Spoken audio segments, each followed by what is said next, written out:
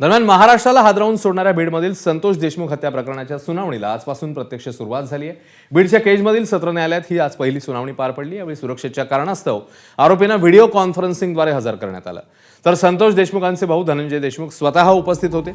या सुनावणी दरम्यान आरोपींच्या वकिलांनी फोन कॉल रेकॉर्ड्सची मागणी केली आहे, तसंच साक्षीदारांच्या नोंदवलेल्या जबाबांची कॉपी देण्यात यावी अशीही मागणी करण्यात आली। या प्रकरणात नियुक्त करण्यात आलेले सरकारी वकील उज्ज्वल निकम गैरहजर होते।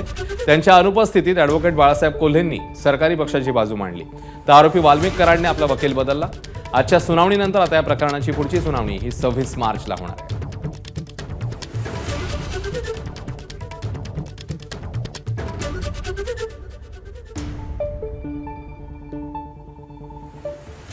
दरम्यान सुनावणीनंतर सरकारी वकील आणि आरोपींच्या वकिलांनी नेमकी काय प्रतिक्रिया दिली आहे, त्यांचं म्हणणं नेमकं काय आहे तेही आम्ही जाणून घेतलं। बघूया।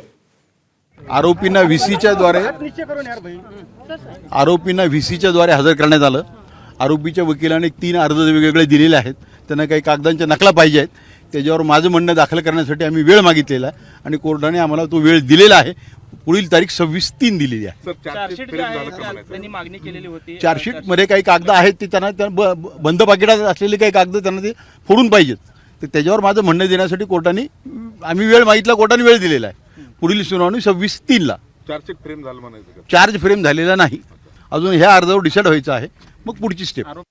कोर्टामध्ये या कामाचं दोषारोपपत्र दाखल झालेलं आहे। त्या दोषारोपपत्रातले बरेचसे कागद आहेत जे आरोपींना मिळणं गरजेचं आहे, ते अजून मिळालेलं नाही आणि त्याची आम्ही मागणी केलेली आहे। ते पुढच्या तारखेपर्यंत मिळून जाते। कुठे मागणी केली तुम्ही, कोणते ते सगळे कागदपत्रांवरती स्पेसिफिक अर्ज दिलाय, पुढच्या तारखेला आपल्याला समजून जाईल।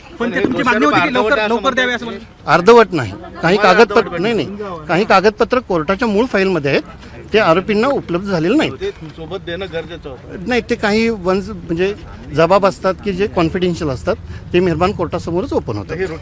Routine practice. माझं नाव ॲडव्होकेट विकास खाडे फ्रॉम कोल्हापूर। 164चे जबाब, आरोपींचे कलम 18 मकोकानुसार नोंदवलेले जबाब, जे काही व्हिडिओ त्यांचं म्हणणं आहे की व्हिडिओ आहे, त्या व्हिडिओच्या सुद्धा प्रती आम्हाला दिलेल्या नाहीत।